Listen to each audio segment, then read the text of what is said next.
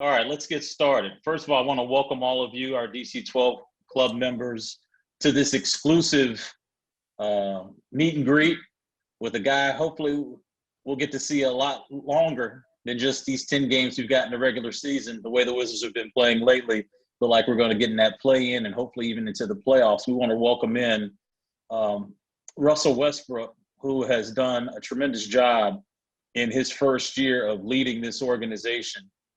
Russ, I want to first start by thanking you for doing this with our exclusive season ticket holders here. How was your trip to Cleveland?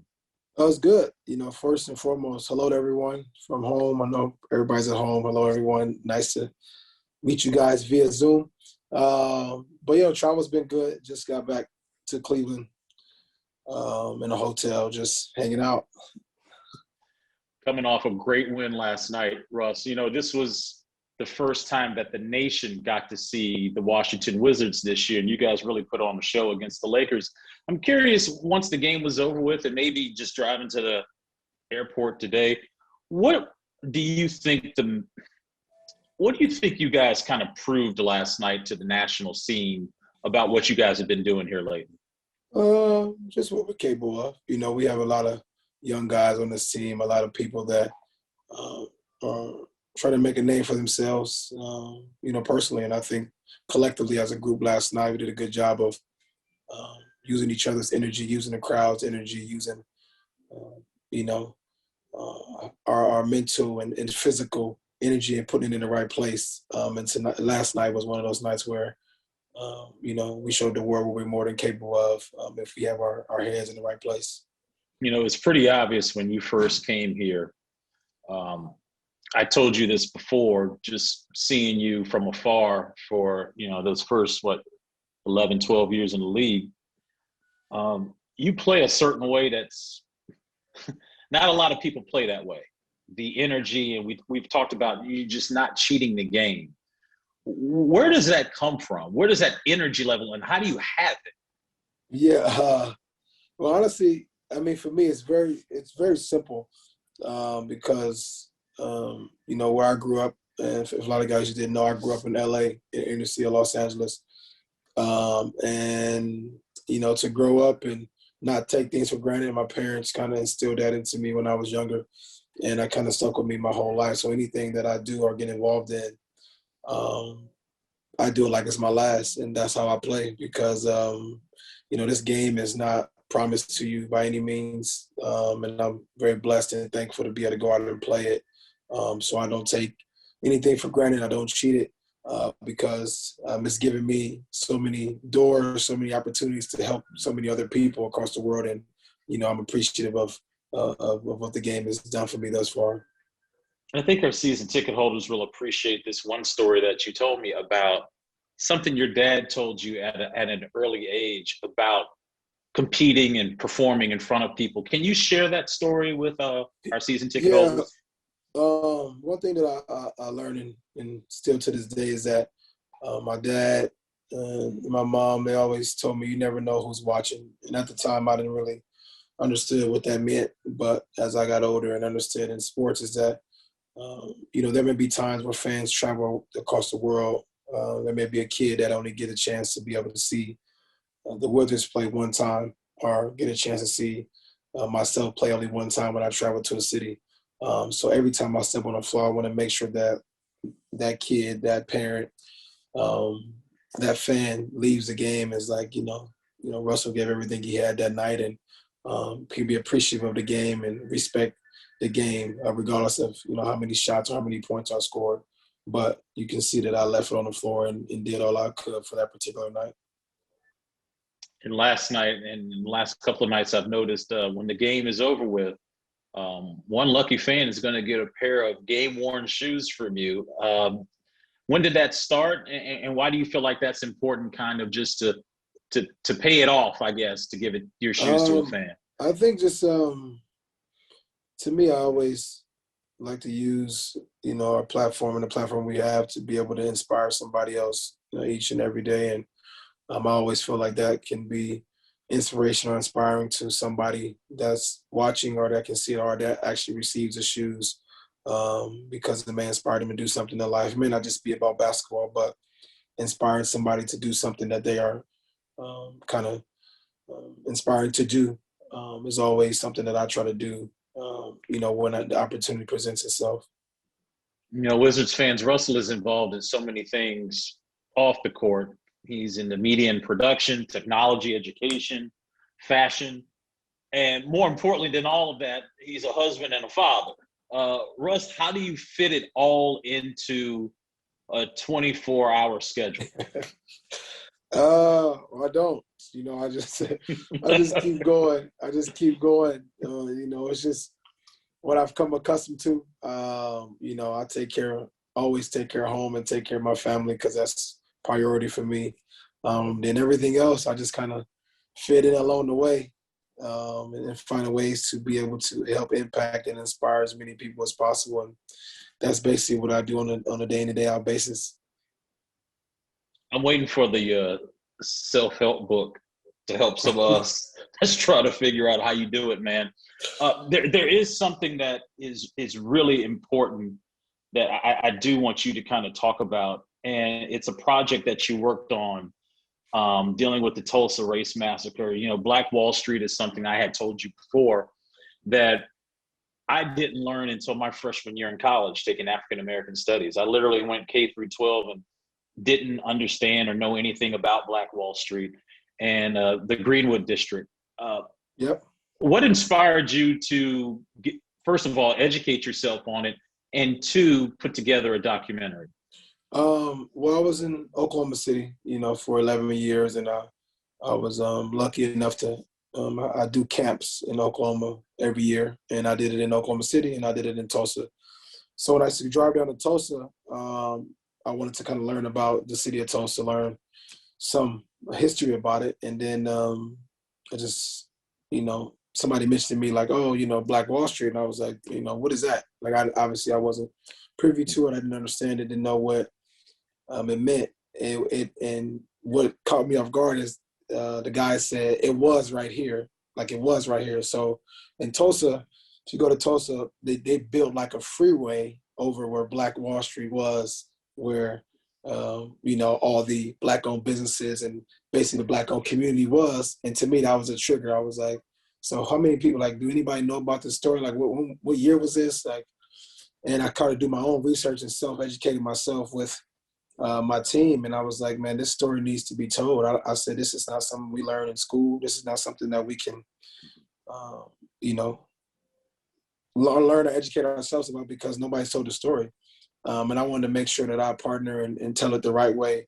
And not just tell it, but kind of show the significance of history and kind of how it relates to our current, system, our current, life that we live in today, in today's age, because it's important that not just me as an athlete, but as an African-American athlete, I have a part to do and share history and see how it relates to today's day and age. And, that project is something I'm very, very proud about. And then this Sunday, if you guys want to watch, it's on History, 8 p.m. Eastern. It's a good document, gives you a lot of insight on everything that happened in the past and kind of how it relates to the future. So I'm super excited about it. The 100-year remembrance is May 31st through June the 1st. So again, thank you, Russ, for that project. And you were talking about, kind of educating yourself on that. You're doing something in LA that should also be noted is you're building a school. And it's not just building a school. You and I were talking early in the year about the curriculum.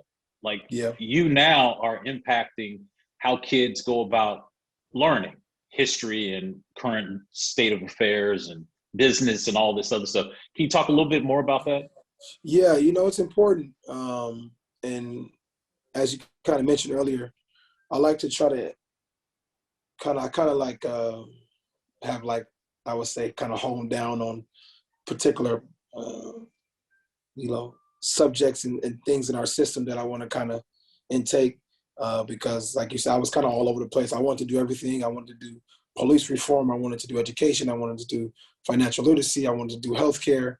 And I was just trying to figure out exactly where I could start my foundation when I first started was focused on education, and that was my primary kind of resource. And with that, I wanted to be able to have a way to be able to not just give money and do the normal thing, but actually have an impact on the kids in the inner city, especially where I grew up at. And having a school in the inner city of Los Angeles is just a blessing for me. And I'm able to kind of have a charter school and change the curriculum, change how important it is to be able to implement mental wellness, mental health, because it's very important in our society. Understanding how to just educate our kids to be able to educate themselves, and finding ways to be able to continue to uplift them and let them know that they can be whatever they want to be in this world, and finding ways to be able to give them all the resources that people like myself that grew up in the city that didn't have it at those schools, didn't have the proper books, the proper education to be able to learn about the simple things of opening a bank account, or saving money, or just understanding the real life things that you don't learn in school. And I want to make sure that I can be the lead way of be able to do that for some of the kids that grew up in the inner city. I see a lot of kids on this call besides some of the older kids that are on here. What would be your message to some of the younger kids that are kind of watching you as a basketball player, and then hearing that you're just so much more than a guy that's dribbling a basketball? Talk to the youth that's on this call. Yeah, I think it's important, especially for a lot of you guys on this call, that as we all, as you all probably grow up to inspire to be whatever it is that you want to be, just make sure that you educate yourselves on the things that you want to be, educate yourselves on things that may not interest you, and not be one-dimensional. That's something that I try to pride myself on in every aspect of life, of making sure that I am in every single thing that I can possibly be in. And if I don't know, don't be scared to ask for help. Like, I am the person that everybody's around me is smarter than me. And that's how I like it, because I'm not the smartest, nor am I the best at anything that I do. But I always want to make sure that I ask questions so I can understand and educate myself, so I can teach somebody else the knowledge that I've learned. You said something and it just hit me. I think I now figure out why you play the way you play. You talk about how you have your hands in a little bit of everything. And that really describes your game. And a lot of people are talking about you're chasing history, right? You're chasing Oscar. And I know you don't like really talking about that, but it does explain a lot about your personality and how you play. When did you first hear about Oscar and kind of understanding what he did, and now you are chasing history? When did that become a thing for you? Honestly, it started the year I won the MVP. Kind of, obviously, I obviously knew who Oscar Robertson was, but didn't understand the significance and the things he ever do for the game until I actually sat down and had a conversation with him. And the triple-double thing kind of became a thing because that year was the first time anybody had done it since he done it. And since then, it's kind of been a conversation starter, and kind of something that people kind of relate the triple-double, and my name is in the conversation, which is, something I don't take for granted, something that I'm extremely blessed and humbled by, to be in a conversation with guys like Oscar. We're going to share some of our Wizards fan questions they have for you in just a moment. But I do want to talk about the way you guys are playing right now. And it seems to make sense with health and just chemistry, but playing better defense. There just seems to be a lot of things that are working at the right time. Can you put your finger on what specifically has helped you guys kind of turn the corner and winning 11 of your last 13 games? Well, I just think, number one, being healthy is key. Number one is being healthy is important. And not just that, playing together. I think when you have a group of guys, and the guys that want to do well, that want to compete, that want to see others do great, and when you finally kind of click and get it together, there's really not a team that, at least that we are worried about collectively, because we know when we have our focus and we focus on the right things, we can compete with any team. Tell me how you have been able to get some of the younger players to kind of level up. And you know what I mean by leveling up is Yeah, kind of yeah. matching your intensity. A part of my job and part of my, duty when I came here is to find ways to uplift my teammates, find ways to uplift the guy next to me, find ways to be able to make him a better person, a better player. And that's really what I strive to do. And if that's through my own actions, if that's, spending a little extra time with a teammate or so, then that's what, I would do, because winning is ultimately beneficial for everybody. When we win, everybody win. And that's ultimately how I look at it. Was it seamless when you got here because you knew so many people in terms of the medical staff and obviously knowing Scotty, Robert Pack? There were a lot of people that were already in place when you got here. Did it kind of help your transition? That definitely was a huge help. Just them having a previous relationship with those guys, and they understanding me and I'm understanding them. And it was now my duty to make sure that I understand the guys on the team, understand our team, understand DC, understanding kind of the community, understanding what it means to be a Wizard. So. I was told the other day, and I'm not going to snitch and tell you who told me this, though, but you're somebody that even after a game will come in early and get treatment. You're in there watching film. Are you a leader by action? How would you balance like your words as opposed to your actions as a player? It's probably a combination of both. Like I actually, I wouldn't tell somebody else to do something that I'm not doing. And that's just how I look at it. As a leader, you got to be able to take ownership. And I expect the same from my teammates or coaches. If they see something that I'm not doing or should be doing better, then they should let me know as well. And that's kind of how I do it. But I also, on the other side of leadership, I put all the work in and the effort to make sure that when my time is to come and I am doing the things that I was able to put in the work and watch film, put in the extra time to understand the game and know exactly what I need to be doing. It was interesting in the beginning of the year, and I asked you this early before you even guys were playing games of, one of the concerns that I had was a lot of the kids watching, you and Brad competing and trying to teach them that there's another level that they can get to. Do you kind of recall maybe the moment or a game in which the others kind of came along and figured it out? Because I think with you, the non-negotiable with you is you have to compete every night. Would you agree with that? Yeah, I think the negotiable thing is playing hard. Like a lot of people that play sports think like playing hard is an option. And in my mind, I think it's just what you're supposed to do. And that's not, knock on anybody or anybody else, but everybody don't think that way. And as a leader, you got to understand, like, you can't expect everybody to, everybody's come from different backgrounds. People come from different parts of the world. People have got here on different roads. So with that, everybody has a past of what inspired them, who they play for. And to me, as a leader, that's where I have to come in and understand who and what and how to be able to get the person to the highest level and uplift them as much as I can. All right, let's get to some fan questions. These are probably the best questions you're going to get today anyway. Timothy Ballard wants to know, what motivates you to play the game with such passion? It's just kind of a natural follow-up. Yeah, it's because I want to be the best. Simple. When you want to be the best, you have to do things and sacrifice things in my life. And if that's, spending a little more time at the gym, doing a little extra work, whatever it is, to be the best, it takes things, that you really love and taking time away from those things to be able to sacrifice and be the best. And as simple as that. Matt Whitfield and Nelson France wants to know, who's on your Mount Rushmore for all-time NBA greats? Excuse me. Sorry, kids. Wow. Oh. Dang. I got to write this down, by the way. I know I never had to answer this.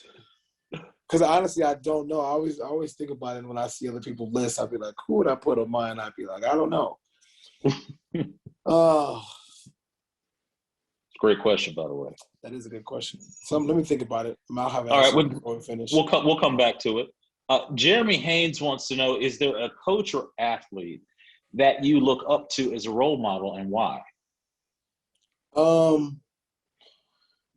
I've come across, I would say, many athletes and different guys I consider like my vets and coaches that have inspired me on each part of my journey. I believe that each person and coach I've come across have had an impact on my journey thus far, as well as so many players. I wouldn't say one person in particular, but I definitely have come across a lot of guys that are coaches now and players that I've played with that have impacted my journey thus far.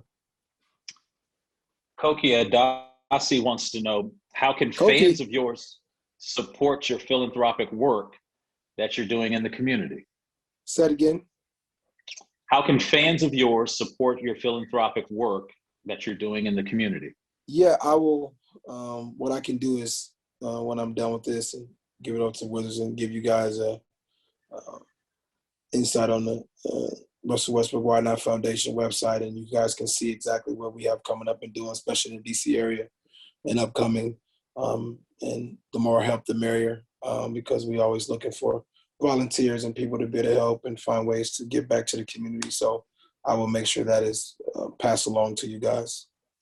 And it's not just what you've done in your hometown. Even last year, the mayor in Houston made sure he shouted you out for what you did for the Houston community. And you, as soon as you got here, you got to work. I heard you grab some rookies and told them to come on. You had a shoe event at a school, didn't you? Yeah, I told them to come on. They need to learn what it's. They need to learn and understand what it's like to give back and not just think it's a chore, but think it's something they should do best based on the platform that they have. So I want to make sure I set the tone with those guys and understand how important it is to be able to do so. Yeah. My man, Stephen Powers, wants to know: how does the nation's capitals present opportunities and partnerships for the Why Not Academy to spread its positive message and continue to help communities in need of empowerment? Great question. You know what? It's really really important, especially coming to DC and having everybody here that actually has the power and ability to be able to change some of the things that I want to change. But actually, it takes some work on my part, which I'm in the process of doing, and hopefully I can continue. And there's so much obviously going on with the presidency, with so much going on in different offices, and I had to kind of give it some time. But now it's kind of time to get back to work and finding ways to be able to connect with the people here in the city, to be able to connect across the world, because everything comes back here, center here where the president is, and I want to make sure I do it the right way and talk to the right people. And not just that, I like to educate myself as well, because, you know, I obviously never lived in DC, so I always kind of want to know and understand some of the things I can kind of get into, but also doing it the right way and not just kind of running in somewhere and not being self-educated or educating myself on how I can help a community, especially here in DC or across the world. I'll finish. Our final fan question comes from Mark Ginsburg. He wants to know: who is the best or worst trash talker in the league? The best trash talker or worst? Oof. You know what's funny? I mean, nobody really talk trash anymore, honestly. But back in the day when I started in the league, there was a lot of trash talking. You know, KG's talked some trash. But, you know, he'd back it up. And there's a lot of people that talk trash that don't back it up. So I would say those are the worst ones. But there's not many people that talk trash now. You know, little things are said, but it costs a lot of money to talk trash now. Before, back in the day, you could talk trash and go. Right now, it costs a lot of money for you to talk trash. Well, what's funny about KG is more times than not, and you probably can attest to this, he would probably be talking more trash to himself than the opponent. That's 100% true. But in the moment, he talking to himself, but he making sure that you don't hear him as well. But the bad part about that is that you couldn't stop what he was doing. So you just might want to let him just go ahead and just talk trash. Okay, so I have to ask you this, because this year because, fans were not allowed in the arena until most recently. And we're so glad you guys are back in the arena, obviously. But we had a chance to hear you because the microphones pick up everything. And I don't think, Russ, in my years covering the league, I've ever heard someone talk so much during the game. And I don't mean trash talk. I mean helping teammates and communicating. And the reason why I bring this up, for years, Scott Brooks said, we have to do a better job talking on the floor. And this year, when I'm listening to these games, all I hear is Russell Westbrook. How important is it just to talk on the floor? It's very important, man. It's communication will get you through a lot of mistakes, especially with a young team. Get you a lot of mishaps, and get obviously there are going to be mistakes be made by myself, by my teammates. But the best part about just communicating, it helps you kind of figure things out. And when people hear your voice, sometimes it's discouraging for other teams. Sometimes it just lets people know that you're here. It allows you to kind of just be active. It allows me to be engaged into the game because sometimes I can go another place. So it allows me to kind of be engaged in what's going on. And that's a part of my job because I feel like it's my duty to make sure I'm communicating to my guys consistently, regardless of what I have going on personally. I have to be collective, be able to communicate and understand what's going on so I can let my teammates and coaches know what's happening.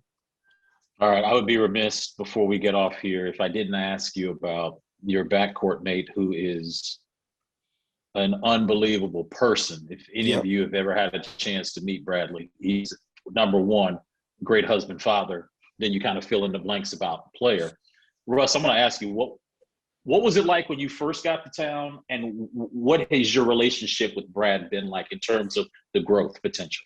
Yeah, it's interesting. Like me and Brad, I always seen Brad as a quiet guy and kind of stay to himself.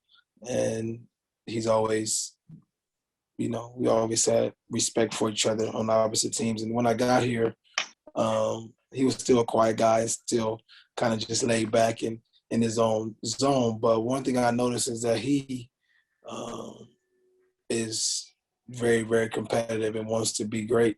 And as you've seen this year, he's at a level where not many people can get to consistently. And I don't think he get enough credit for that. It may, look easy, or it may look like something that can be done night in, night out basis, but he is consistently taking his body, his mind through so many things to be able to be great. And, I'm just lucky and blessed to be able to be in the backcourt with him because he constantly wants to be better, wants to be great. And part of my job is to make sure I make his job as easy as possible and be here to help him be the best he can be.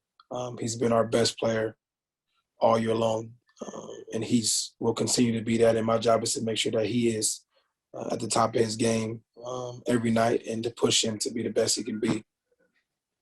Why do you think he would be an all-NBA player? I mean, make your pitch. Well, it's simple.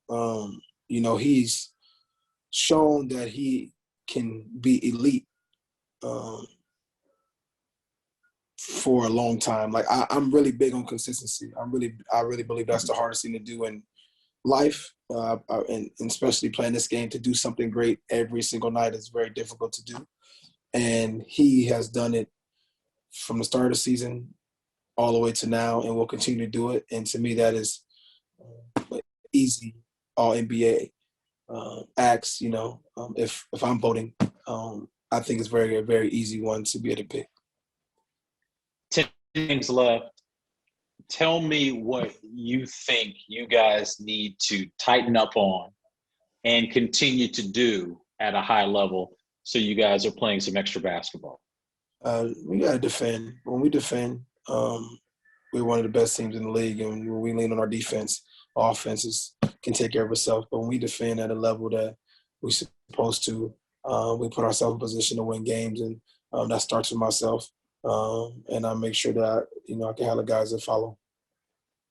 And for the fans that are on here, again, we thank all of you for joining us on here.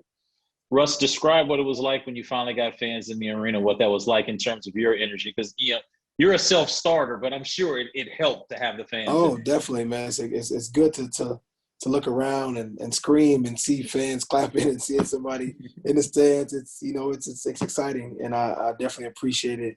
And happy that we got you guys in the stands, and hopefully we can get a lot more games in Capital One as we kind of make this run, and that's the plan. So thank you guys for your support, and hopefully we can keep it going. I'm not going to let you leave until you answer this question, though. So Matt Whitfield and Nelson Prince wants to know, who is on your Mount Rushmore for all-time NBA greats? Yeah, I forgot about that one. Y'all thought I was going to let him go, how many people's on the Mount Rushmore? 4, 5? 4. How many people? Is it 4? 4. See, I don't even. That's how much I know. I don't really. That's how much. He's trying to get out of it, guys. You see what he's doing, right? You can put yourself on there if you want. Oh, myself is for sure going on there. That's for sure happening. I would. So you only got to pick 3. I would say Kobe, MJ, and then after that,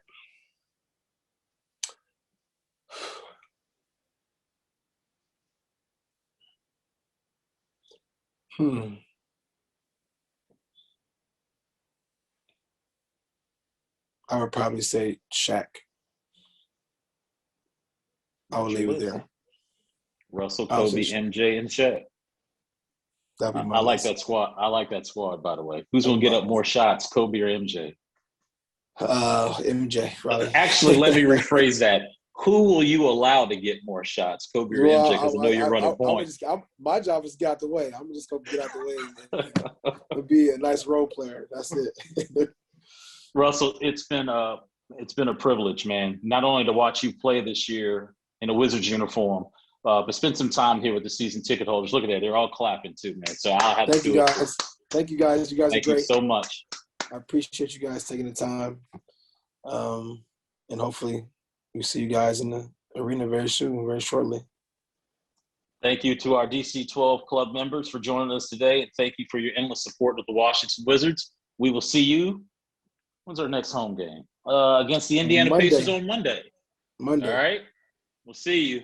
Thank you, guys. Okay, thank you, guys. Appreciate it.